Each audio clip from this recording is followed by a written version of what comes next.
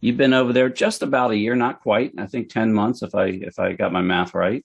And a lot of moving parts over there at State Department. I know you're moving and shaking. Tell us about the accomplishments, what you've sort of gotten yourself into over there, and how it's going. Good afternoon. Yeah, it's been actually it's been closer to a year as of January 21st. Right, right. 21st on the ground, but Hmm. certainly me coming back into government after having an abbreviated retirement from DHS. It's been really a great role to serve in, and I tell you, the work I couldn't be pleased any better with the workforce that I have and the commitment that they have. But first, let me start off and talk a little bit about the vision that I have for our U.S. diplomats, because really everything flows flows from that. Really want to see our diplomats be regarded as tech savvy diplomats, and really the State Department moving to have a reputation for applying technology effectively. I mean, to make sure that we're influencing and changing people's lives. We want to utilize technology to empower people and advance democracy and protect human rights abroad. With that said, I think when I think about what we accomplished in 21, I being the second political appointee as a CIO there at State Department, and just imagine coming in, not really having a State Department background, but really understanding and connecting with folks and a totally different culture, and making sure, I understand how things work and taking the time to do that, really working my way across the department, reaching out to assistant secretaries, a lot of actings in place. As the year went on, we got more permanent individuals in their seats, which really helped, but at least the mission kept going forward.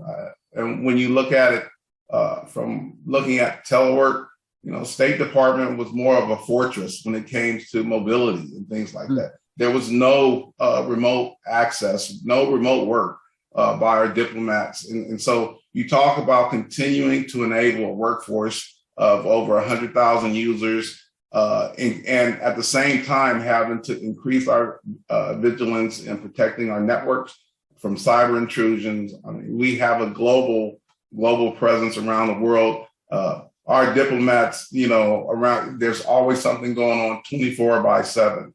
We had tough situations in Kabul, Addis Ababa, and Khartoum, ranging from full-scale evacuations to military coups. I mean, some of the toughest environments one could imagine for making sure our IT services continued unabated and are discontinued when operations need to be halted.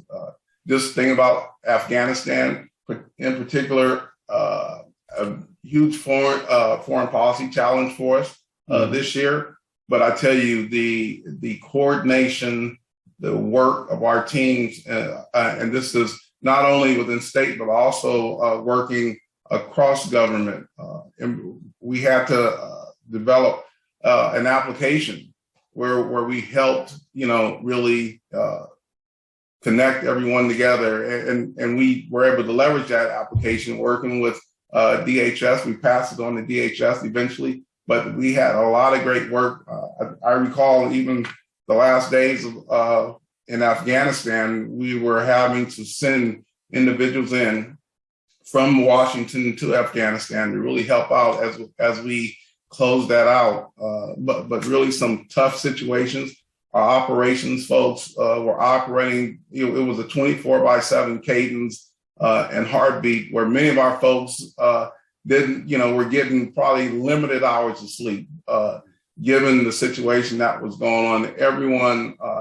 Everyone on calls, making sure we were all engaged, and at the same time, looking at cyber incidents that were ongoing. And as you may know, or others may not know, the State Department is the most targeted department when it comes to cybersecurity, where our adversaries would really love to get into the State Department, understand what's going on, whether it's a treaty, whether it's trade secrets or whatever, negotiations and tactics.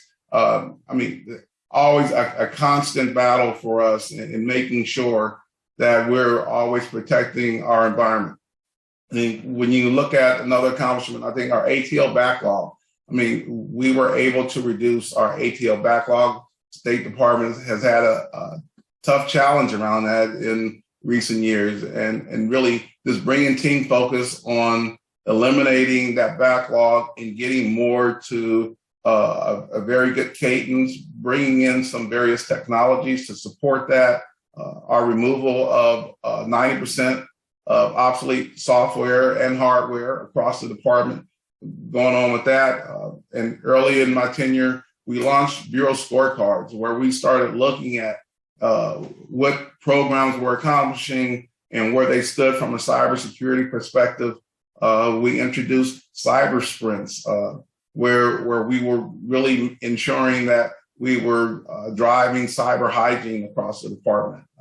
And then, more importantly here, we had our constant changes in our leadership team. And I got to the point where now we have 4 new appointments to our senior leadership team, including a new principal deputy CIO, 2 new deputy CIOs onboarded the department's first enterprise chief information security officer, and more recently onboarding our first ever chief diversity officer for the IRM Bureau. So really a lot of things going on. I think we introduced Next Generation Passport midsummer, and that's been going really well over there in Consular Affairs. So just a lot of activity, a lot of work going on, and really, making sure that we're driving customer centricity across our organization. I want to ensure that, our folks start